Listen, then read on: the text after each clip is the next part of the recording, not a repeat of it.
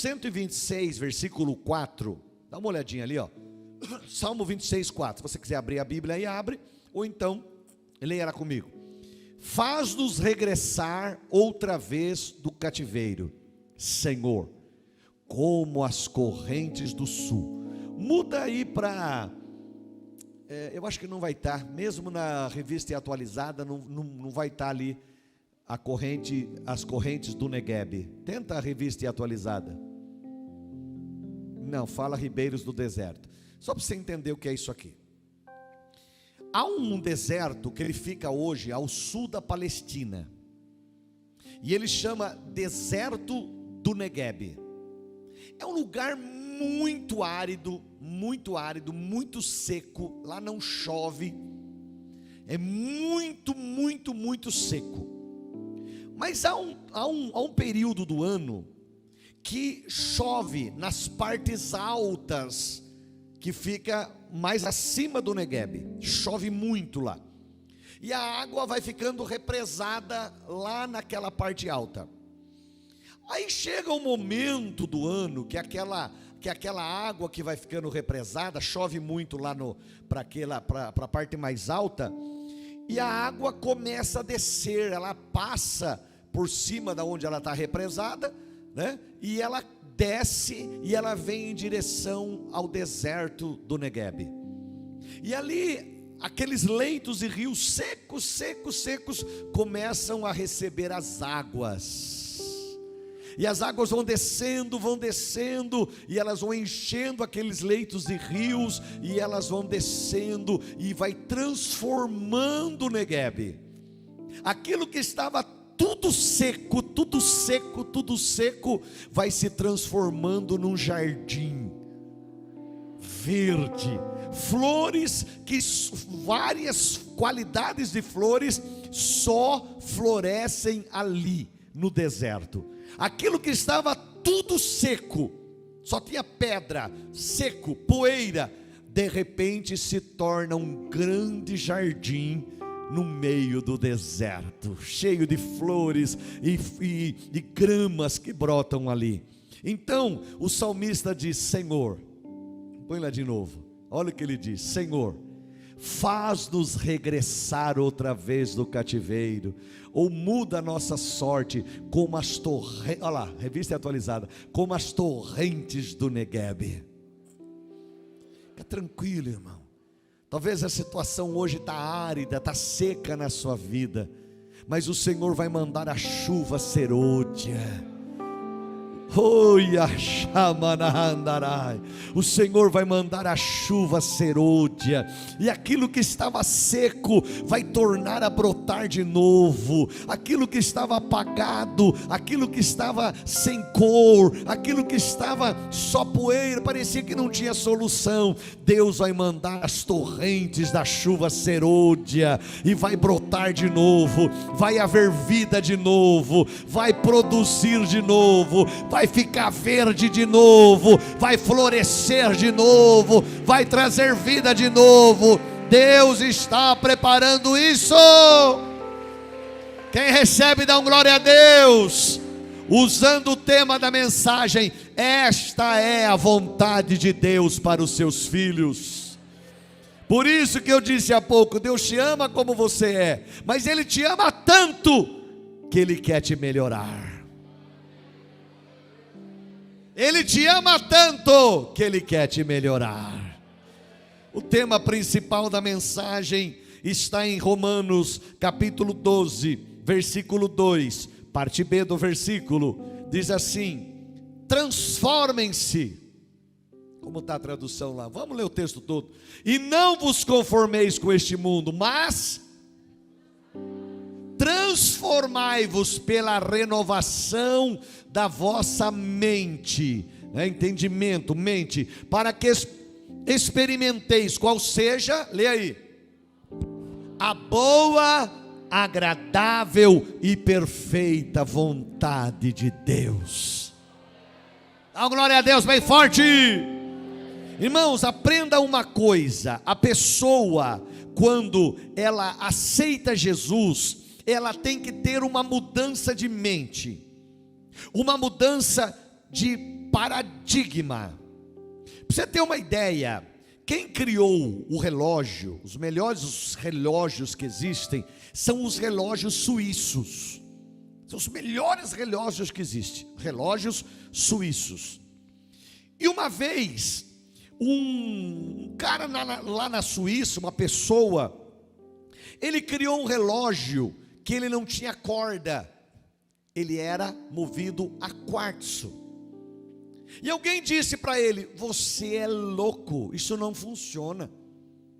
Porque eles tinham na cabeça, lá na Suíça, que só funcionava relógio movido a cordas, ou automático, mas a quartzo não funcionava. Aí, uma pessoa lá no Japão pegou aquela ideia do quartzo e criou algo em cima daquela ideia, mudou a ideia do relógio a corda e transformou a ideia em algo que revolucionou o mercado de relógios do mundo, criando relógios movidos a quartzo. Sabe o que é isso? Isso é mudança de paradigma. Às vezes nós temos uma ideia, como eu disse há pouco: Deus me ama como eu sou. Sim, Ele ama todos do jeito que é, mas Ele ama demais que Ele quer te mudar. Ele quer te deixar melhor. Deus ama o bêbado? Sim, Deus ama o bêbado, mas Ele não quer o bêbado do jeito que está. Ele quer transformar a vida dele e fazer dele uma pessoa mudada. Ele não quer a pessoa o tempo todo caído na sarjeta, todo dia saindo do serviço, passando no bar e chegando em casa bêbado, brigando com a família, quebrando tudo. Não, Ele quer a pessoa mudada. Ele ama ela como ela é, mas Ele ama demais, Ele quer mudar a pessoa. Mas a pessoa tem que dar um passo para Ele, para que Ele mude. Isso é mudança de paradigma, isso é mudança de mente. Deus me ama assim e está tudo bem, eu vou para o céu como eu estou. Não, Ele quer mudar a pessoa. Por isso Ele ama demais ela, e Ele quer que ela mude. Deus ama as prostitutas? Sim, Deus ama todas, mas Ele ama demais e quer mudar elas, para que elas se transformem em pessoas de bem. Deus ama todos como eles são, mas Ele ama tanto que Ele quer mudar a pessoa. Então a Bíblia diz sobre o cristão: transformem-se pela renovação da sua mente.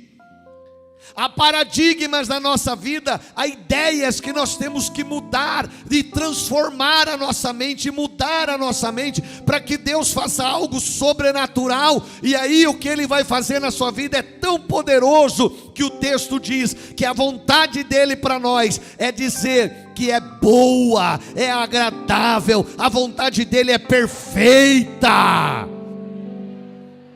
A vontade dEle é tão grande na nossa vida. Deus não quer que você fique como está, Deus quer te deixar melhor.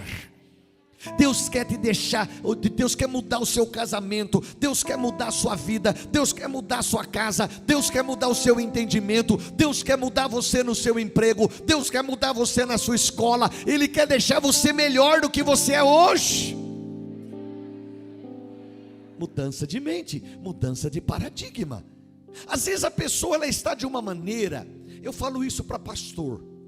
Às vezes eu vejo pastor que ele tem ali 80, 50, 100 pessoas na igreja, e ele está quase morrendo. Ai, não aguento, ai, problema, ai, porque onde tem gente tem problema. E aí ele começa a falar: ai, Deus, me dá uma igreja maior, com 200, 300 pessoas. Deus fala: para que eu vou te dar 300 pessoas para você morrer de vez? Enquanto não mudar a mente, enquanto não mudar o paradigma, enquanto ele não entender que a obra não é dele, a obra é de Deus. Eu estou aqui como um canal, mas o pastor dessa igreja se chama Espírito Santo de Deus. Houve momentos lá atrás, há anos atrás, que eu quase morria com certas situações. Hoje eu sei mudar, hoje eu sei entender e compreender, porque eu mudei minha mente. Deus trabalhou com a minha mente. Então, graças a Deus, hoje nós temos uma igreja abençoada, que cresce, que tem pessoas, que batiza a gente, numa cidade onde tem um monte de igrejas, mas nós temos uma igreja hoje grande para a glória de Deus. Por quê, pastor? Porque a gente aprendeu a compreender que as pessoas estão em processo de mudança. Nós temos mudança de mente. Vamos lá, senão eu enrosco aqui. Nosso Deus é um Deus de propósito. Irmãos, quem não suporta o processo não vai alcançar o propósito. É difícil entender, né? Quem não suporta o processo não vai alcançar o propósito. Eu já preguei para vocês sobre o vaso. O vaso, desde o barro até a queima, ele tem todo Deus usa isso falando com Jeremias. Jeremias, desce à casa do oleiro, olha o que ele está fazendo, ali eu vou falar com você. Jeremias chega na casa do oleiro. A Bíblia não diz que teve conversa, que o oleiro falou com Jeremias, que Jeremias perguntou. Não, silêncio total, apenas uma roda girando. Não sei como é que era na época, porque não tinha energia elétrica, não tinha motor, tinha alguma coisa que ele mexia e a roda virava. E ele põe o barro em cima, e ele começa a mexer com o barro. Não tem conversa nenhuma, mas era um processo. Não tem conversa nenhuma. De repente ele faz ali um vaso, e o vaso fica pronto, mas de repente o vaso se quebra na sua mão. O normal seria ele pegar aquele barro, jogar fora. Por quê? Porque tinha algum problema ali que estava fazendo com que o vaso se quebrasse. O normal seria pegar, jogar fora e pegar outro punhado de barro. Mas o oleiro não faz isso. Deus estava falando com Jeremias. O oleiro não faz isso. O oleiro usa o mesmo barro, o que não era normal. Ele usa o mesmo barro e ele molda um outro vaso. Deus diz: Jeremias, é assim que eu quero fazer com o meu povo. Tem hora que eles se quebram, tem hora que desmontam, porque estão no processo. O vaso, por mais que ele esteja já montado na mão do oleiro, ele ainda não está pronto. Porque se você pôr água naquele vaso que acabou de ser montado, com o barro mole, com o barro ainda úmido, vai dissolver, vai desmontar, vai quebrar, não vai funcionar. Mas tem o processo. Agora está pronto o vaso, bonitinho. Agora o vaso vai para dentro do forno. Também dentro do forno, não são todos os vasos que suportam a quentura. Não são todos os vasos que suportam a pressão, porque é a hora do vaso. Enquanto ele está na mão do oleiro, se tiver um defeitinho, ele vai ajeitando, mas chega uma hora que o vaso está sozinho dentro do forno. Mas ele pode ficar tranquilo, porque o oleiro está ali fora.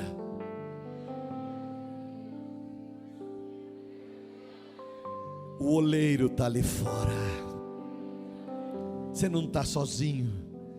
Na hora que você deita na sua cama, você fecha os teus olhos, aquele que não dorme está ali cuidando de você.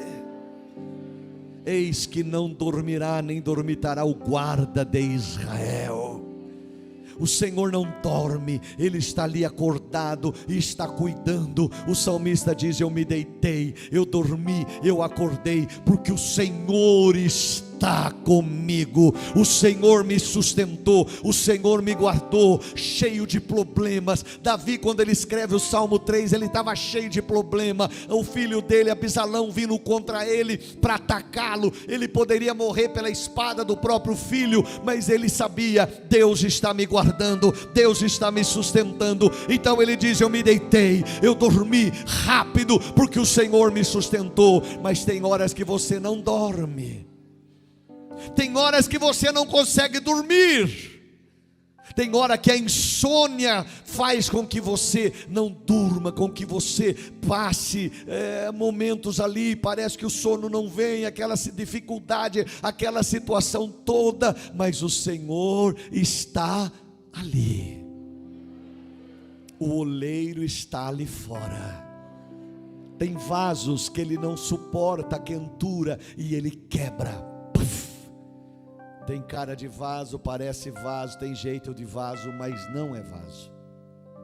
Ele só vai se tornar vaso depois que ele passar pelo processo de queima e ele sair pronto, e o oleiro pegar e olhar, não tem nenhum trinco, não tem nenhum racho, está perfeito. Pode pôr óleo dentro, pode pôr água dentro, pode pôr aquilo que precisa, pode colocar, que ele vai suportar. Ele está pronto, agora ele é vaso. Antes ele tinha cara, parecia, tinha jeito, mas não era. Agora ele está pronto, pode colocar. Meu irmão, tem horas que Deus não pode ainda te encher, porque se for você desmonta. Então ele está te moldando, você está passando pelo processo. Quem não suporta o processo não vai chegar no propósito. Deus está te passando pelo processo. Quando os discípulos viram Jesus subindo ao céu, Jesus disse para eles: fiquem em Jerusalém. Não é hora de vocês saírem ainda, e não estão prontos. Tem cara de vaso, parece vaso, tem gente de vaso, mas não é vaso. Espera até que do alto vocês serão revestidos de poder. Vai chegar o dia em que eu vou terminar o vaso. Eles vão para Jerusalém, passa um tempo, vem o dia do Pentecoste, desce fogo. A fornalha do Espírito vem, e aqueles vasos que estavam montados, mas ainda não estavam prontos, agora aqueles vasos são queimados da fornalha de Deus. Agora eles são queimados e eles ficam prontos. E aí, quando acabam de ser queimados, o fogo desce e falam línguas estranhas. Aleluia! Uma montoeira de gente junta na frente do cenáculo. Pastor, como é que eles ouviram na cidade inteira? O Espírito assoprava as vozes pelas ruelas de Jerusalém. E alguém falava, e aquelas ruas, e Deus coloca ali um barulho em Jerusalém. E onde está esse barulho? Onde é que está esse barulho? O que está acontecendo? E se juntam em frente do cenáculo, e a porta se abre, e Pedro, agora preparado, cheio do Espírito Santo, agora o óleo podia ser posto dentro, agora o azeite podia ser posto dentro, agora podia encher, não ia quebrar, agora estava pronto. Eles suportaram o processo, Roger, e chegaram ao propósito. Deus tem um propósito para cada um de nós, mas tem gente que não suporta o processo. Há pessoas que não suportam o processo e eles quebram no meio. O vaso, depois que passou pelo fogo, se ele quebrar, ele não tem conserto, porque ele já está duro. Então ele tem que continuar maleável. Não endureça com os problemas da vida. Não endureça com as coisas que a vida coloca diante de você. Pessoas vão se endurecendo, elas vão secando. Às vezes eu vou passando uns dias e eu percebo que eu não tenho chorado mais na presença de Deus. E eu digo: Deus, eu preciso chorar na tua presença. Eu preciso ajoelhar sozinho, onde ninguém está vendo, é só eu e Deus. E as lágrimas precisam correr. Porque quando a gente sente a presença desse Deus, algo acontece dentro de nós. O nosso Deus é um Deus poderoso, e Ele olha no íntimo do nosso coração, e aí a gente chora, a gente se derrama, a gente sente a presença dEle. A gente está passando um processo. Deus tem um propósito na nossa vida, mas a gente precisa passar por esse processo. Oh meu Deus, é uma mensagem muito forte. Ele não age por acaso, sem intenção. Olha o que fala Isaías, capítulo 43, versículo 13. Dá uma olhadinha o que diz lá. Ainda antes que houvesse dia, eu sou. Ainda antes que houvesse dia, eu sou. Não existia nada, Ele já era. O Senhor era, o Senhor é e o Senhor será. Ele é o mesmo ontem, o mesmo hoje, eternamente. E ninguém há que possa fazer escapar das minhas mãos. Operando eu, quem impedirá? O que eu estou lendo, bispo? O que eu estou vendo aí? E Deus não age por acaso e sem intenção. Deus tem um propósito em tudo que Ele faz. Ele sempre tem desígnios e planos em tudo que Ele faz. Então entenda, sua intervenção é na dimensão humana, não é casual ou por acaso, mas é intencional, é proposital, é objetiva. Olha agora Isaías 55, 10 e 11, que coisa linda. Dá uma olhadinha aí. Porque assim como descem, obrigado querido, como descem a chuva e a neve dos céus. Acho que é o 11, é o 11. É o 11, 55, não, é 10 e 11, pode voltar. Eu estou pensando, porque assim como descem a chuva e a neve dos céus, e para lá não tornam, mas regam a terra e a fazem produzir e brotar e dar semente ao semeador e pão ao que come. Recebe agora.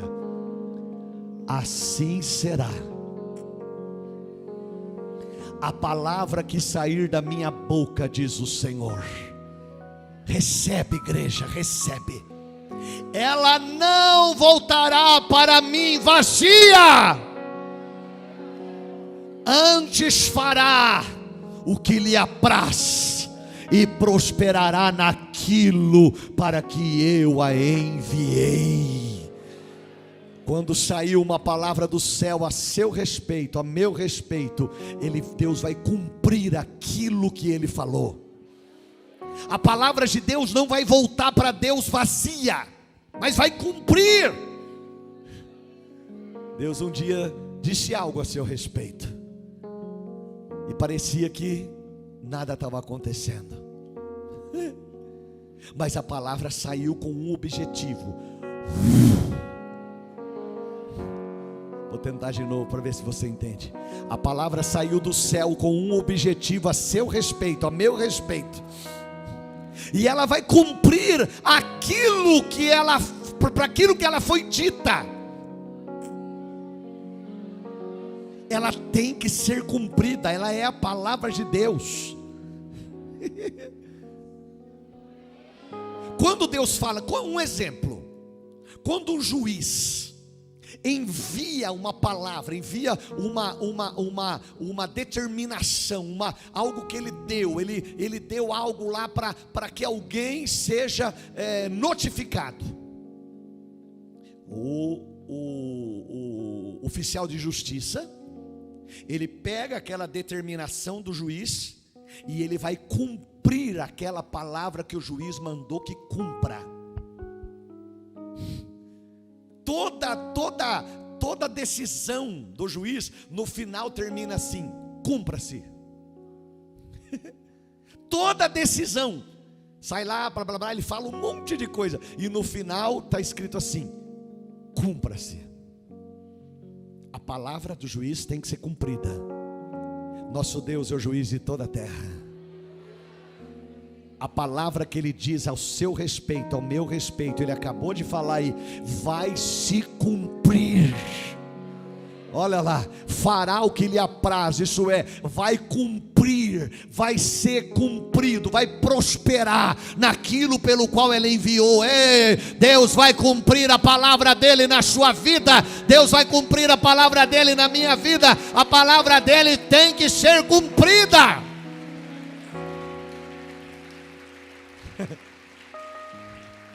Meu Deus, duro que eu não vou sair daqui. Eu estou começando a mensagem, já é 10:50. O Senhor, Ele é assertivo. Números 23:19, dá uma olhadinha aí. Olha lá. Deus não é homem para que minta, nem filho do homem para que se arrependa. Porventura Deus diria e não faria? Ou falaria e não confirmaria? Balaque era um rei. Essa palavra aí quem disse foi o macumbeiro Balaão. Ele foi contratado por Balaque. Ele foi contratado por esse rei Balaque para ele fazer macumba, para ele lançar palavra contra Israel, porque Israel estava vindo em direção a ele. Então esse rei vai e contrata Balaão. Balaque contrata Balaão, até uma música, né? Balaque, Balaão. Ele contrata Balaão para Balaão ir a um lugar onde Israel estava acampado e lançar maldição. Só que o que faz? Quando Balaão vai, Balaque leva Balaão num lugar alto e ele olha todo o acampamento de Israel. Pensa na sua casa agora. Ele olha todo o acampamento de Israel, e aí Balaque diz assim: amaldiçoa, amaldiçoa. E Balaão levanta a mão e fala assim: eu não posso amaldiçoar o que Deus abençoou. Eu não posso amaldiçoar o que Deus abençoou. Eu não posso jogar maldição. Esse povo é gente abençoada. Esse povo é gente vitoriosa. Esse povo é gente que tem a bênção de Deus. Eu não posso amaldiçoar. Balaque fica doido. Ele pega Balaão, o macumbeiro, e leva num outro lugar, de uma outra visão, e ele olha e joga uma maldição sobre eles. Balaão diz: eu não posso. Eu sei que você quer me pagar, você quer me dar dinheiro para amaldiçoar essa gente, mas eu não posso, porque sobre eles tem a bênção do Senhor.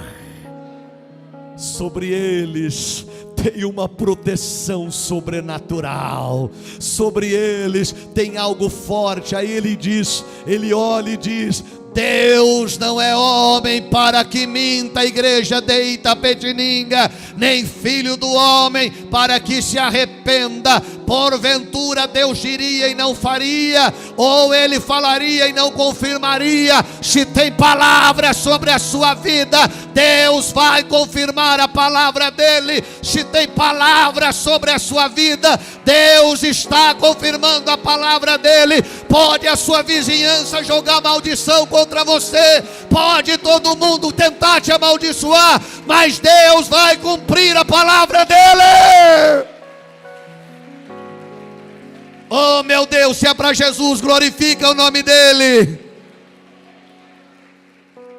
Meu Deus, senta aí, irmãos, eu vou ter que parar aqui, mas eu vou até o final só desse início aqui. Escute aí.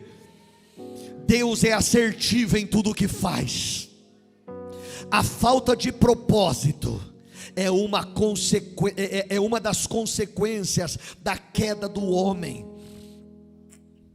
O homem criou ideias, ele não tem propósito. Para que Deus criou o homem e a mulher? Deus criou o homem e a mulher com um objetivo, com um propósito. Deixará o homem seu pai e sua mãe e se unirá à sua mulher, e serão ambos uma só. Então Deus criou macho e fêmea, homem e mulher. Objetivo de Deus, propósito de Deus. Ô Alexandrão, Deus criou com um propósito. Eu ia pregar aqui, mas não vai chegar. Eu continuo semana que vem. Isso porque eu estou tentando pregar os 3 fundamentos em 3 sextas, né? Não consegui nem terminar o primeiro. Mas Deus disse assim: crescei e multiplicai-vos, enchei a terra. Mas a única maneira de crescer e multiplicar é o homem e a mulher.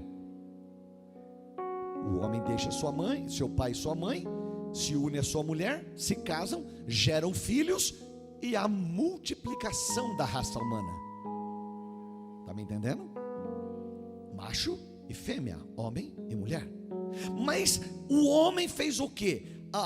Escuta aí, a falta de propósito é uma das consequências da queda do homem. Eles quebraram o propósito, que era macho e fêmea casam, formam família e multiplicam. Mas a queda do homem trouxe a consequência. Pastor, Sodoma e Gomorra era terrível. Meu irmão, o mundo de hoje é pior. Não os cristãos, mas o mundo de hoje, o que fazem é pior do que Sodoma e Gomorra. A consequência da falta de propósito, as pessoas confundiram o propósito. Deus tem um propósito, e a propósito dele tem que se cumprir. Eu não vou entrar nesse detalhe porque é uma outra mensagem, uma outra hora eu prego, mas só para você entender. Para que Deus criou a cana de açúcar? Para a alimentação do homem.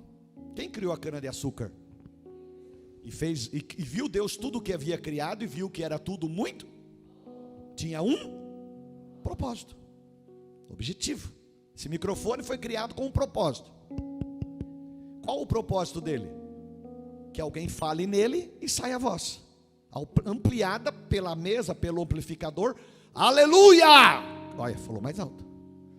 Propósito. Alguém criou esse teclado aí com um propósito, que ele tocasse. É eu e o com propósito. Agora, se você pegar isso aqui e deixar ele parado, ou você não souber tocar, que nem eu estou fazendo aqui, só faz barulho. Mas você está entendendo alguma coisa que eu estou fazendo aqui? Olha que lindo, tem barulho, mas não tem propósito. Está me entendendo? Você tem um propósito na sua vida. Deus, quando te criou, Ele te deu o manual do proprietário. Está aqui, ó. A Bíblia é o manual do proprietário. Ela te ensina como viver. Tudo está aqui. Tem uns malucos aí dizendo assim: tem que atualizar a Bíblia. Tem que atualizar a cabeça deles. Isso aqui é mais atual do que o livro que vai ser publicado segunda-feira. É o manual do proprietário. E está escrito lá na primeira página: leia tudo antes de usar. Alguém lê? A gente compra uma televisão nova, vem lá um manual, leia tudo antes de usar. Qual é o botão de ligar? Qual é o botão que faz funcionar? E um monte, e o resto dos botões? Não é assim? Principalmente a gente, né? Você que é mais velho que eu, né? A gente não usa. Quanta coisa, né? O próprio celular tem coisa que eu não sei nem para que está lá. A meninada sabe, né? Mas eu não sei. Mas está escrito lá: leia tudo antes de usar. Se a gente tivesse lido, a gente sabia. Mas a gente não. Lembra antigamente que a gente comprava aqueles aparelhos que vinha com o horário, né? Lembra? Comprava um videocassete 4 cabeças. Você lembra disso? Nem sabe o que é, né? Quem lembra? Eu tive. A meninada não sabe nem para que serve um videocassete 4 cabeças.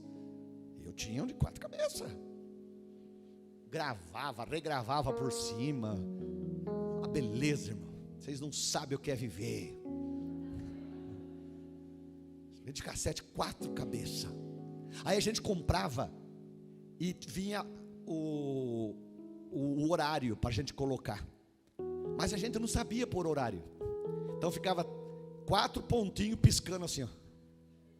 Só eu, né? Quem mais? Sabe por que a gente não sabia? Porque a gente não lia o manual. Sabe por que as pessoas dão cabeçada? Porque não leem o manual. Quando a gente lê o manual, a gente vai saber como funciona isso aqui, ó. A gente vai saber como funciona, com quem casar, como viver, como crescer, como ser um jovem, como ser. Tem tudo aqui, tem tudo. Ela é lâmpada para os meus pés e luz para os meus caminhos. Propósito. Agora eu termino. Escute aí, com mais 2 versículos eu termino. Escute aí. Não faz parte do repertório da perfeição divina quando a pessoa está fora do propósito. Eu termino com João 4, 23 e 24. Dá uma olhadinha aí. Mas a hora vem, e agora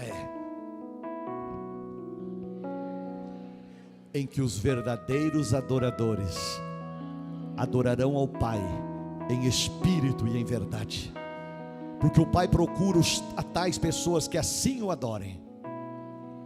Deus é espírito, e importa que os que o adorem em espírito e em verdade. Fica de pé no seu lugar, eu vou parar.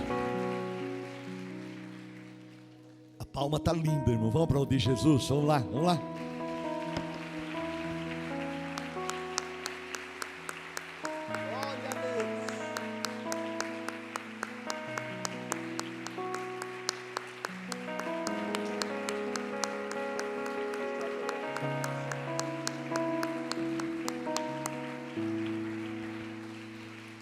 Quando nós entendermos qual é o propósito de Deus para a minha vida, você não nasceu para viver triste, você nasceu para ser feliz.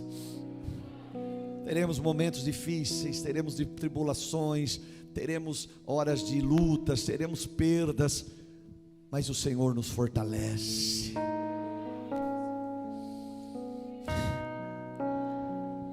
O maior sustento que nós temos se chama Jesus. Onde é que você estaria agora se não fosse Jesus na sua vida? Quem seria nós se não fosse Jesus? Às vezes eu brinco com a minha mãe, eu falo assim: eu estou na igreja da cruzada. Ela diz: a cruzadinha, o que seria de nós se não fosse a cruzada? Que foi nela que a gente conheceu Jesus. Jesus entrou na nossa vida. Ele é tão lindo, Ele é tão maravilhoso. Daqui a pouco eu vou orar por você, mas meu irmão, a vontade de Deus para a sua vida é boa, agradável e perfeita. Entenda, isto é o milagre. O milagre é bom, o milagre é agradável, o milagre é perfeito. Fala de novo: o milagre é bom, o milagre é agradável, o milagre é perfeito. Jesus passeia neste lugar. Ouço seres celestiais adorando conosco.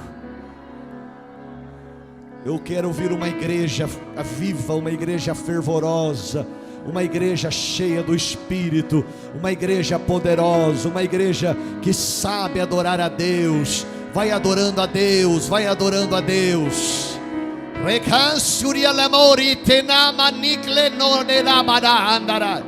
Glória! Jesus vai curar você hoje. Olha o Espírito falando: Jesus vai te curar hoje. Este mal, essa angústia, esses pensamentos ruins, essas coisas que não é de Deus, porque esse não é o propósito de Deus. O ladrão não vem senão a roubar, matar e destruir, mas o propósito de Deus é: eu vim para que tenham vida e a tenham em abundância.